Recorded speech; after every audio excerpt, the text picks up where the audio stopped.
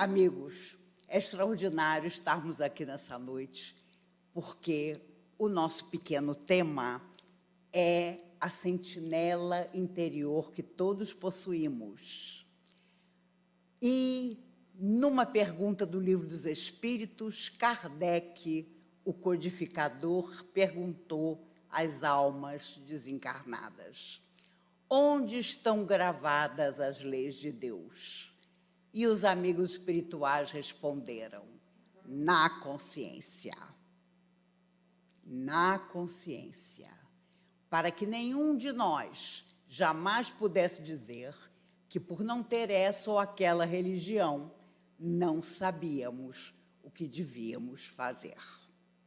E os amigos espirituais, principalmente através da mediunidade extraordinária de Chico Xavier, ao longo de mais de 400 livros que ele psicografou, nos lembram que todos nós saímos muitas vezes da morte, mas da vida jamais saímos, e que cada vez que mergulhamos num corpo de carne, viemos reencontrar a nós mesmos e fazer o que for possível para avançar.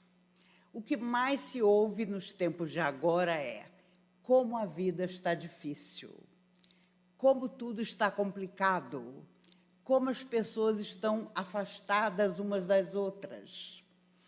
E quando a pandemia, por exemplo, começou, eu me lembro de ter dito à minha filha: ah, Mariana, quando essa pandemia acabar, a humanidade toda vai estar muito melhor.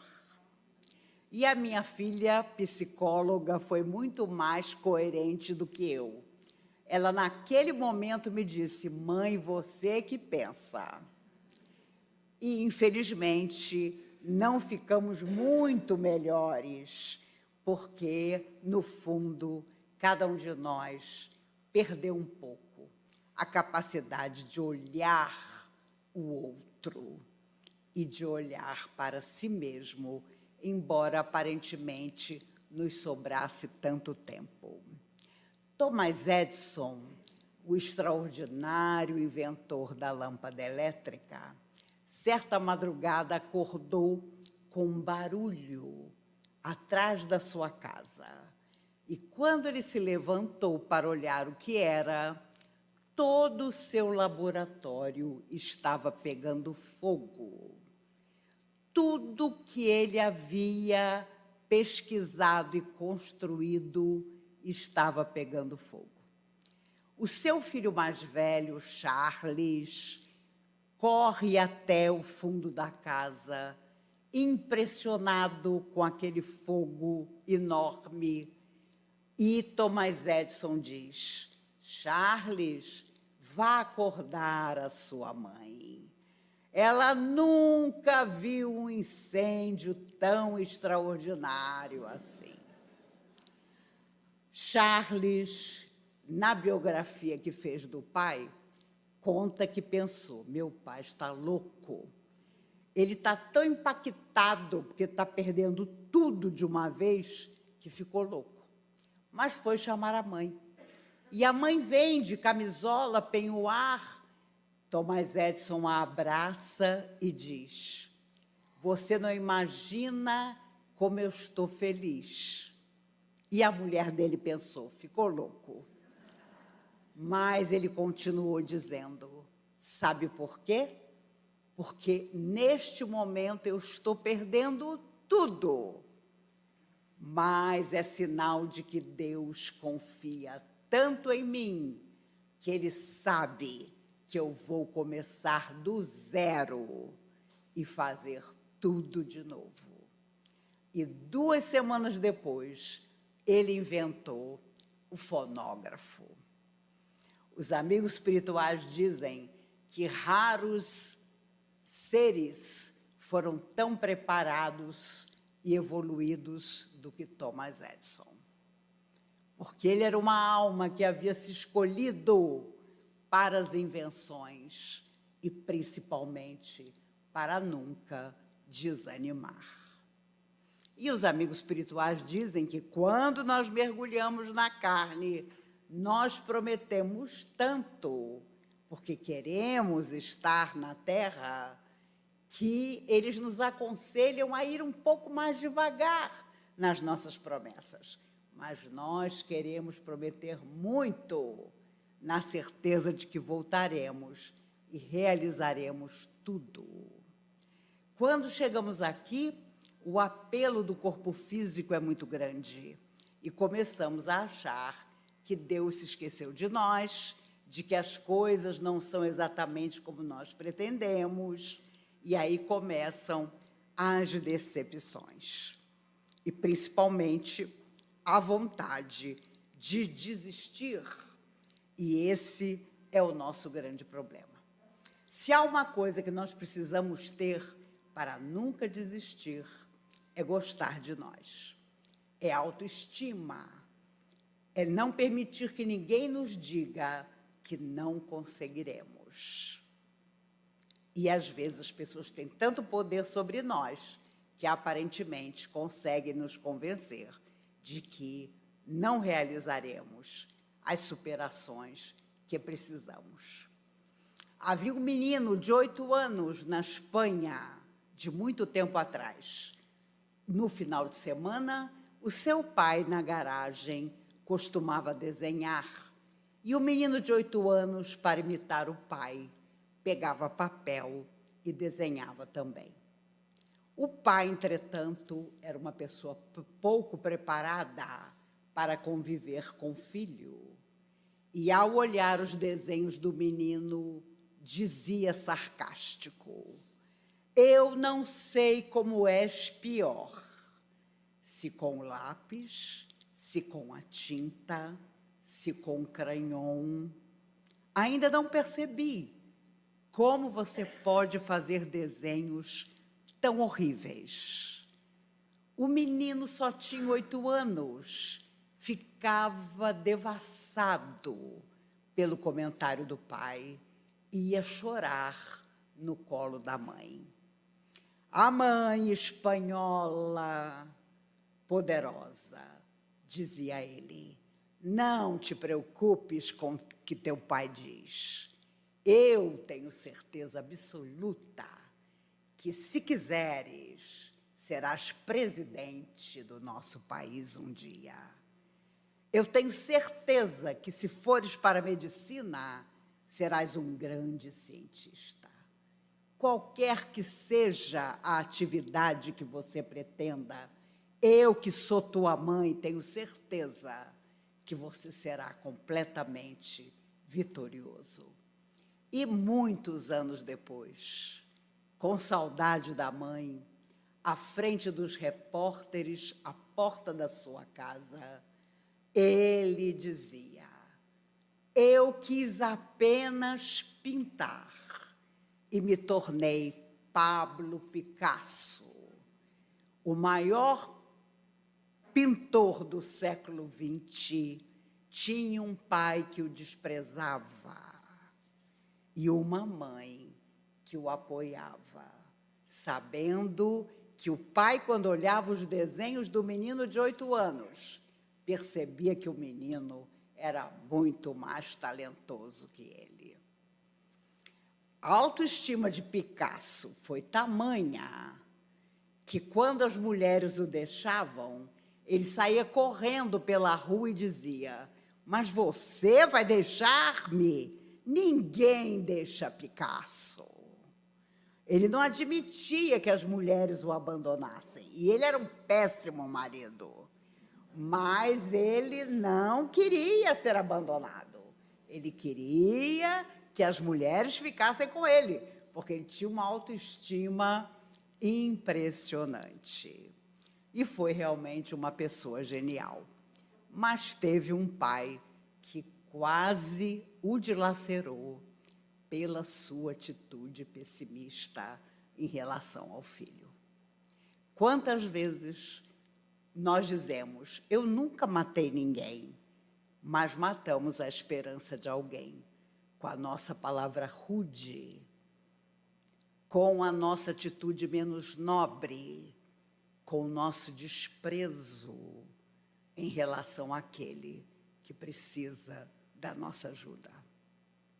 Mas se temos essa sentinela que nunca dorme, que é a nossa consciência, quando nós vamos dormir, alguma coisa nos incomoda, porque nós sabemos que não fizemos todo o bem que poderíamos fazer. Oscar Wilde, o grande escritor, tinha sérios problemas no seu coração. Ele era casado, tinha 2 filhos, mas graves conflitos de sexualidade, porque ele também se enamorava de homens. E na época em que ele viveu, isso dava cadeia. E ele foi preso mais de uma vez por esse motivo. Mas resolveu escrever.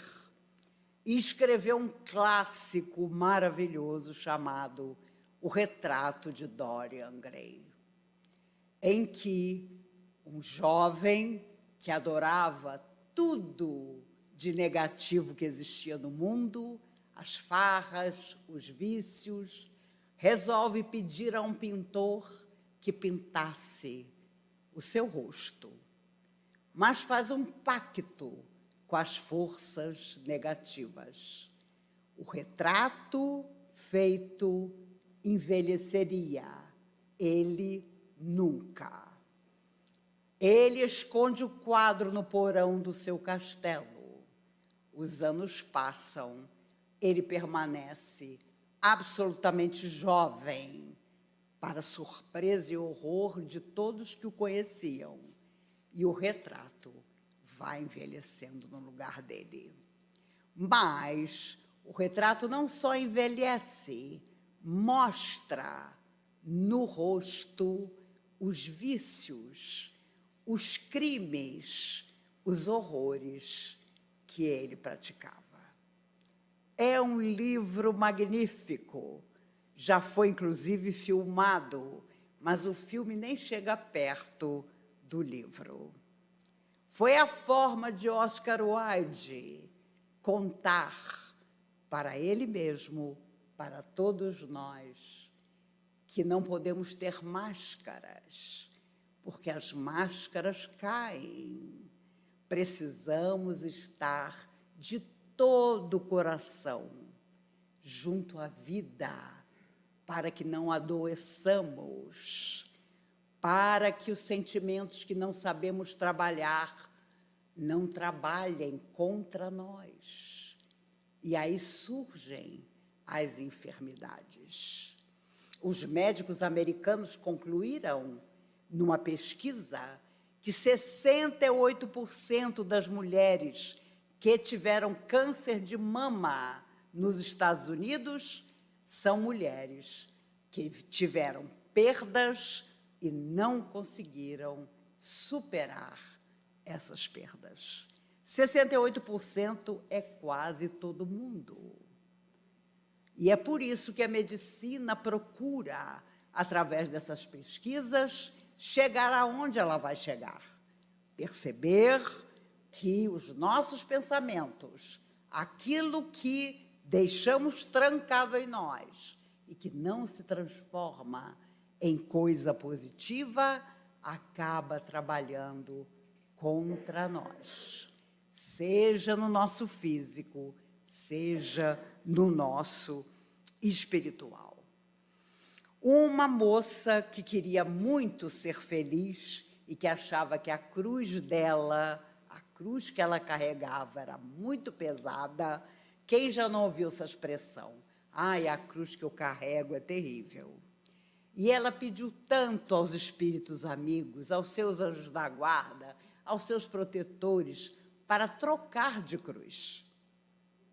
Ela achava que a cruz que ela carregava era enorme e ela queria trocar por uma cruz bem pequenininha. Certa noite ela sonhou que era levada a uma sala onde havia cruzes de todos os tamanhos, desde as maiores às menores.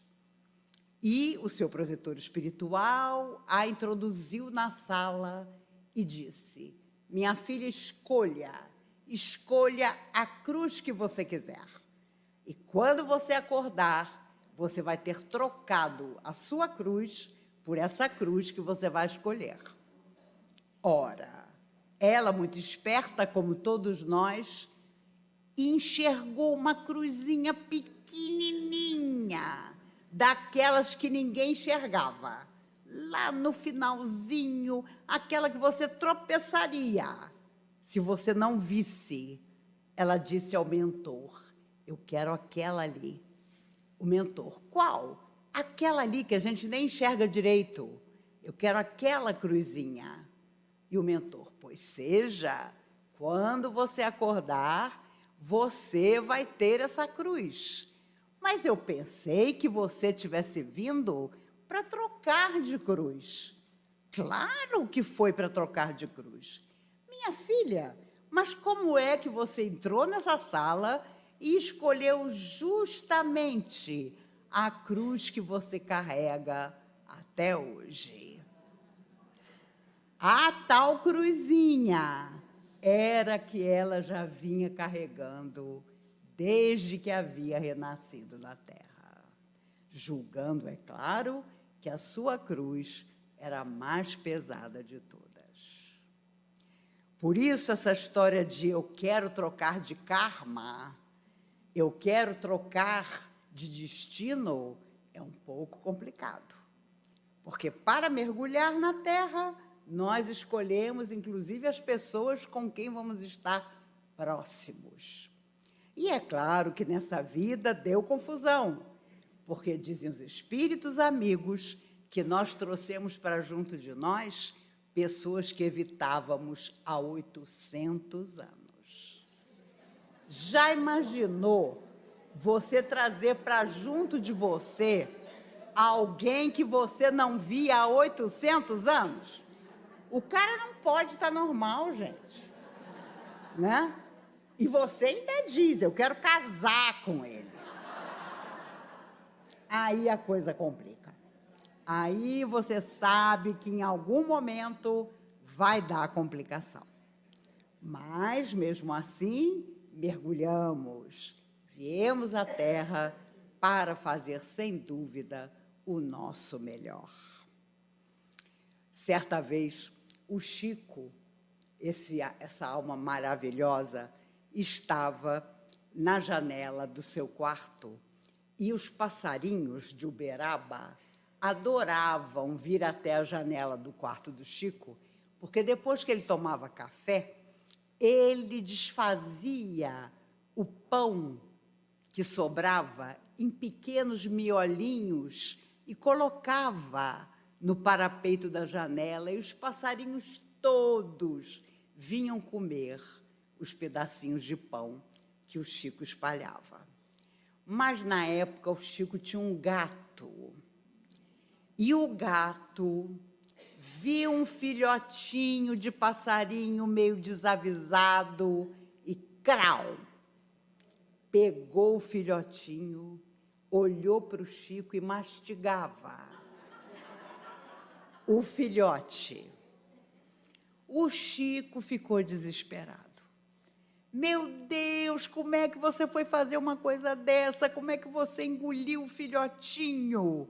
O Chico ficou numa tristeza. Nada o fazia sair da tristeza. Olha, ele não queria comer, ele não queria beber água, ele ficou revoltado com o gato, não queria olhar para o gato, porque o gato havia comido o filhotinho. Passou-se o primeiro dia, o segundo dia, nem preciso dizer a vocês que Uberaba inteira mandou passarinhos para o Chico. Era um monte de gaiola que chegava, mas cada gaiola que chegava, o Chico caía no choro. Os meus passarinhos não são de gaiola, são passarinhos da cidade, são passarinhos que vêm comer aqui na minha janela. E aí que chorava mesmo. Passa-se o primeiro dia, o Chico não come nada. O segundo dia, o Chico não come nada. No terceiro dia, a cozinheira pensou: eu vou fazer para ele aquele frango ao molho que ele adora. E fez. O Chico morto de fome, porque era o terceiro dia que ele não comia nada. Ela colocou no prato, ele comeu o primeiro prato. E ela, aceita mais um pouco? Ah, eu estou morto de fome. Pode colocar o segundo prato. E lá vem o segundo prato de frango. No terceiro prato, quando ele ia repetir pela segunda vez, Emmanuel, o seu mentor, aparece e diz: "Tá gostoso, Chico?" E o Chico: "Está, sim, senhor. Há 3 dias que eu não comia. Esse frango está uma delícia." E Emmanuel, sábio como sempre, diz a ele: "Ah, é? E qual é a diferença entre você e o gato?" Não havia diferença, porque a fome era a mesma. O gato havia comido o filhotinho com fome. Chico estava no terceiro prato de frango para matar também a sua fome. Quando nós erramos muito, os nossos mentores espirituais sempre nos lamentam, porque os nossos grandes erros nos afastam do nosso processo evolutivo um pouco mais. Nos afastam de tudo aquilo que nós podemos de fazer de melhor para nós mesmos e atraem vibrações pouco positivas que causam dificuldades de energia e de acompanhamento espiritual. Se nós víssemos os espíritos que nos acompanham numa hora difícil, em que esquecemos dos nossos deveres, nós ficaríamos bem preocupados. Mas, como quase nenhum de nós enxerga o mundo espiritual, nós sempre achamos que não estamos com tantas companhias negativas assim. Infelizmente, o mundo atravessa um período dificílimo e se cada um de nós não der a sua contribuição para melhorar, não adianta falar de um novo milênio, porque ele vai custar a chegar. Porque é da mudança de cada ser humano que esse novo milênio vai chegar. Não adianta imaginar que ele já chegou. Olha, tem 21 anos que Chico Xavier desencarnou. E as pessoas perguntavam: "Chico, quanto tempo você acha que vai levar para esse novo milênio chegar à Terra e nós sermos felizes?" E o Chico dizia: "Uns 200 anos. Então, vai dar para nós desencarnarmos e reencarnarmos mais de uma vez." O extraordinário é que a ciência, a medicina vem avançando tanto que nós vamos viver muito na Terra para poder resgatar muito e fazer muito bem. 100 anos é um relâmpago na eternidade. E no futuro, quase todos nós viveremos 100 anos num corpo para realmente avançar.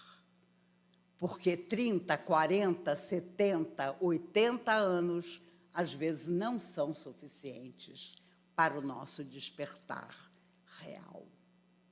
É verdade que, por enquanto, para a minha geração, por exemplo, para avançar muito, nós vamos ter que tomar muito remédio. Porque os remédios nada mais são do que aquilo que controla o que seu organismo não consegue mais fazer. Isso é uma realidade.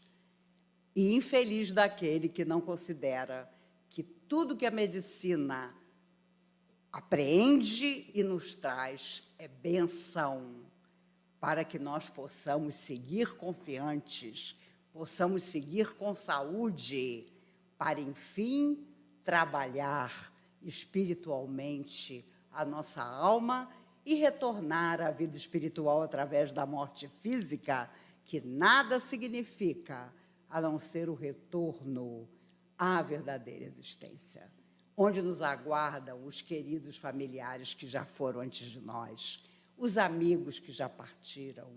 Quantos amigos eu tive da época de mocidade espírita que já desencarnaram? Quase todos. Eu tenho uma lista que Deus nunca consulta. E o meu nome também está lá. É uma lista de gente que, se desencarnar, não vai fazer falta. Mas Deus só leva aquelas pessoas maravilhosas, aquelas pessoas que doariam muito mais de si se estivessem na Terra. Quando o humorista Paulo Gustavo desencarnou, eu fiquei inconformada, porque eu sabia a ajuda que ele dava ao trabalho de Raul Teixeira, esse orador maravilhoso, que tem um trabalho incrível com jovens necessitados em Niterói. Todo mês era um cheque enorme para ajudar o trabalho de Raul Teixeira. Mas Deus achou que, ou as forças do bem acharam, que tinha chegado a hora do Paulo Gustavo. Perdi amigos queridos, perdi amigos que faziam muito mais pela terra do que eu, só para citar o exemplo. E quando Tarcísio Meira morreu, eu confesso a vocês que aí eu fiquei quase desequilibrada. Porque quem viveu a minha juventude sabe, o Tarcísio Meira era lindo. E como que a Glória Menezes vive sem ele? A gente mal sabe. Essa é que é a verdade. Essa é que é a verdade.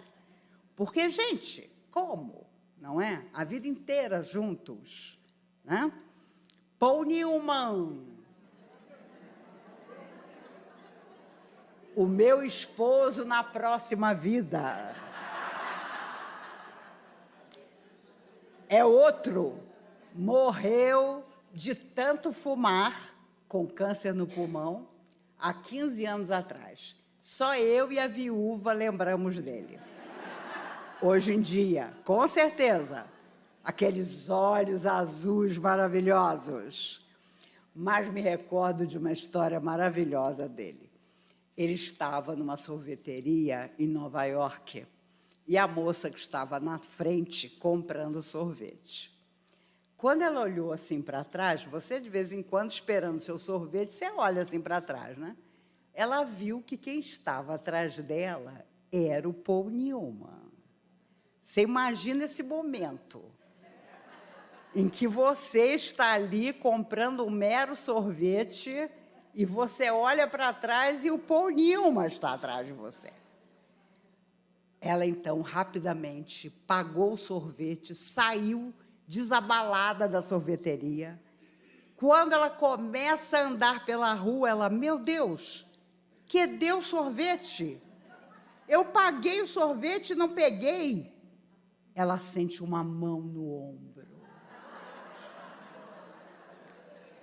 Ela olha para trás. Era o Paul Newman. E ele abre o maior sorriso e diz a ela, está procurando seu sorvete? Você botou dentro da bolsa. Ah, meus amigos. Quando você se maravilha com alguém ou com alguma coisa, é exatamente isso que acontece. Você coloca o sorvete dentro da bolsa. Certa vez, no inverno incrível em Nova York, um frio, e Paul Newman estava andando pela rua, mais encapotado, com aquele capote sobre a cabeça, com aquela pele em volta do rosto. De repente, andando pela rua, ele tirou o capuz. A senhora que vinha em sentido contrário caiu desmaiada. E foi um corre-corre. O pessoal achando que ela tinha tido um AVC. Não tinha. Ela tinha visto Paul Newman.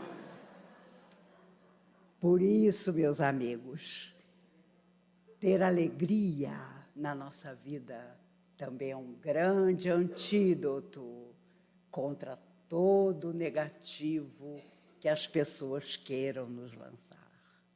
Porque, infelizmente, hoje, às vezes, das pessoas mais chegadas a nós, vem a frase que ameaça nos desanimar.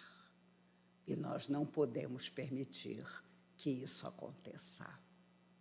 Como Thomas Edison, cuja lâmpada elétrica não se acendia nunca, e seu melhor amigo disse: desista agora desse invento, porque você já tentou 700 vezes e essa lâmpada não acende. E ele, então, exausto, respondeu: agora é que eu não vou desistir, porque você já tem anotado aí no seu caderno as 700 coisas que eu fiz e que não deram certo. E 2 noites depois, a lâmpada se acendeu e mudou a face do mundo. Não desistamos nunca de ter a nossa consciência a nos dizer o que é melhor para nós. E se ela estiver enganada, nós vamos corrigi-la através da bênção do estudo e da renovação de nossas atitudes. Sai Baba, um guru indiano desencarnado em 2011, tem uma frase que eu gosto muito e que diz: o certo é o certo, mesmo que ninguém faça. O errado é errado, mesmo que todo mundo faça. Pensemos sobre isso.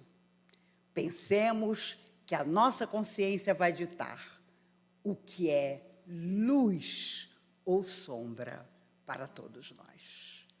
Que é essa sentinela interior que Jesus veio dulcificar através da sua palavra nobre, perfeita e amorosa, nos guie em todos os instantes da nossa vida, porque tudo passa tão depressa. Um dia, do outro lado da existência, nos reencontraremos.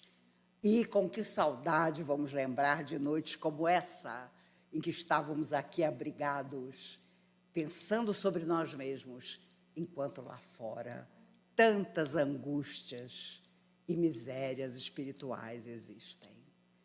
Vamos, nas nossas orações, pensar em todo aquele que sofre e que precisa de ajuda.